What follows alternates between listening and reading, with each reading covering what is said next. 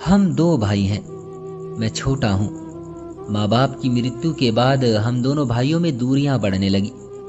ہم دونوں میں چھوٹی چھوٹی بات پر جھگڑا ہونے لگا، کبھی بچوں کی وجہ سے تو کبھی جائیداد کی وجہ سے۔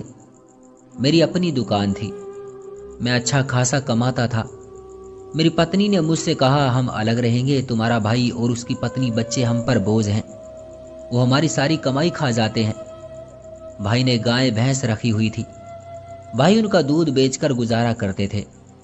میں نے اکڑ اور غصے میں بھائی سے کہا، دیکھو بڑے بھائی، تم کام کاج تو کچھ کرتے نہیں، میں تم کو بڑا سمجھ کر آج تک سب برداشت کرتا رہا، میں اب تمہارے ساتھ نہیں رہ سکتا۔ بھائی مسکرایا، اچھا چھوٹے، کوئی بات نہیں، اگر تو الگ ہونا چاہتا ہے تو کوئی بات نہیں، بتا کہاں دیوار دینی ہے۔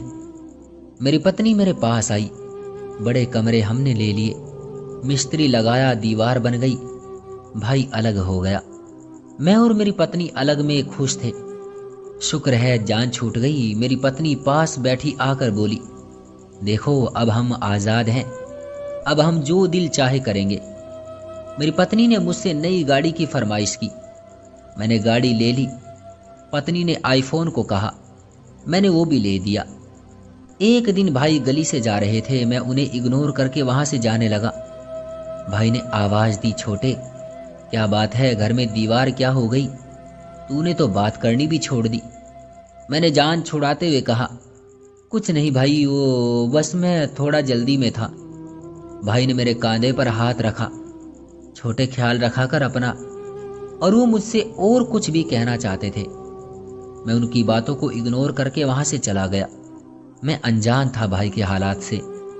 بھائی کا چھوٹا بیٹا بہت بیمار تھا، بھائی کے حالات بھی ایسے نہیں تھے کہ اس کا علاج صحیح سے کروا سکتے۔ دوسری طرف میں، جس کے پاس لاکھوں روپے تھے، لیکن پھر بھی میں انجان تھا بھائی کے حالات سے۔ ایک دن بھائی مجھے کہنے لگے، چھوٹے کچھ پیسے چاہیے تھے۔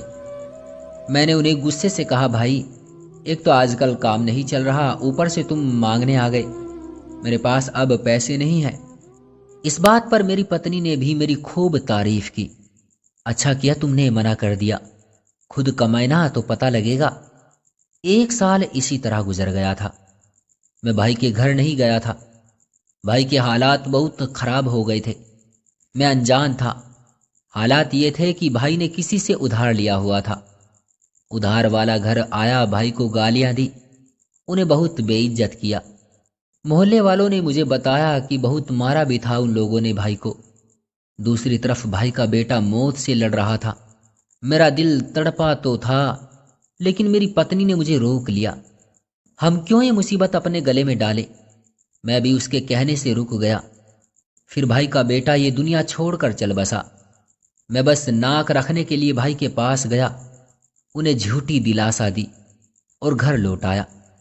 بھائی سمے سے پہلے ہی بوڑھا ہو گیا تھا، بال سفید ہو گئے تھے۔ میرا کاروبار روز روز بڑھتا جا رہا تھا۔ ایک دن کچھ یوں ہوا، میری دکان پر ڈکیتی ہوئی، چور سب کچھ لوٹ کر لے گئے اور جاتے ہوئے مجھ پر فائرنگ بھی کر گئے۔ مجھے 2 گولیاں لگی، ایک سینے پر اور ایک پیٹ پر۔ میں موت کے قریب تھا۔ بازار کے لوگ اکٹھے ہو گئے، مجھے اسپتال لے گئے۔ میری 3 بیٹیاں اور ایک بیٹا تھا۔ میں مرنے سے پہلے اپنے بچوں کے بارے میں سوچنے لگا، ان کا کیا ہوگا؟ میرے بعد میرے بچوں کو کون سنبھالے گا؟ میری 3 بیٹیاں، ان کا سہارا کون بنے گا؟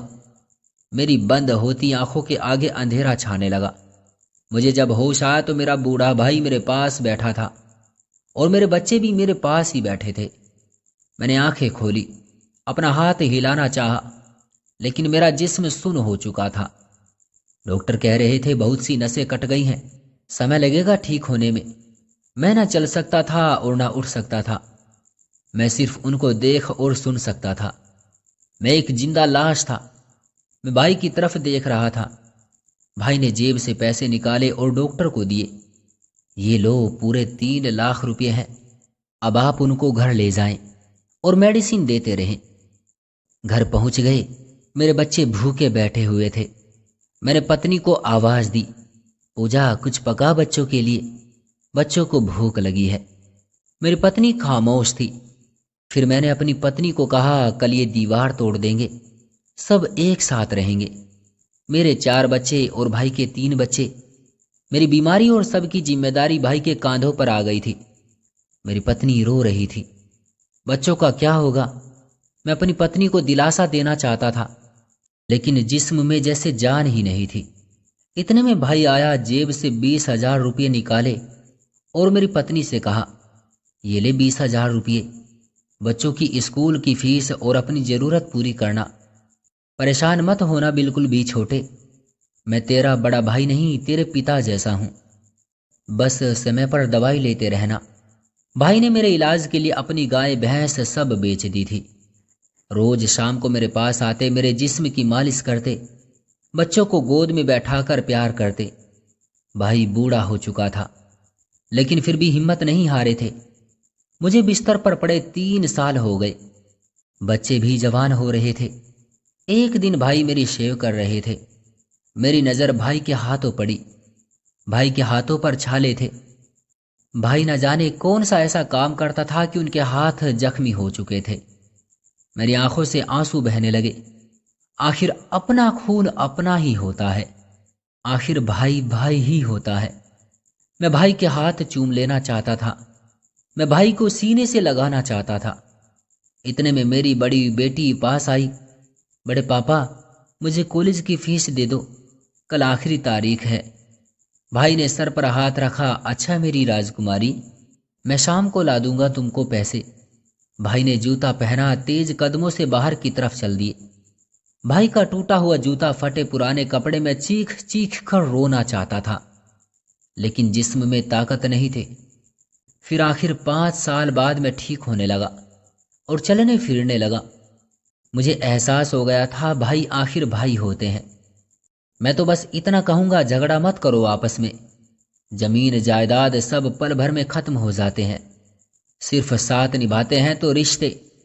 हम जिद, गुरूर और दौलत के नशे में रिश्तों पर थूक देते हैं, लेकिन जब परेशानी होती है तो फिर भाई ताकत बनकर साथ खड़े हो जाते हैं। नफरत मिटाकर मोहब्बतों के दिए जला लो। अपने भाई से नाराज हो तो ये नाराजगी खत्म कर दो, क्योंकि इससे बड़ा कोई अच्छा काम नहीं है। भाई के घर जरूर जाया करो, चाहे कुछ न दो, बस एक दूसरे का हाल पूछ लिया करो। ये वो रिश्ते हैं जो सूरज की आग में साया बनकर खड़े हो जाते हैं। तो दोस्तों, ये थी हमारी आज की कहानी। उम्मीद करते हैं आपको पसंद आई होगी। आपका क्या कहना है इस कहानी के बारे में? कमेंट करके हमें ज़रूर बताएं। वीडियो को लाइक करके चैनल को सब्सक्राइब कर लीजिए और साथ में घंटी को दबाकर ऑल पर सेट कर लीजिए, ताकि आने वाली वीडियो आपको तुरंत मिले। मुझे दीजिए अगली वीडियो तक इजाज़त। तब तक के लिए धन्यवाद।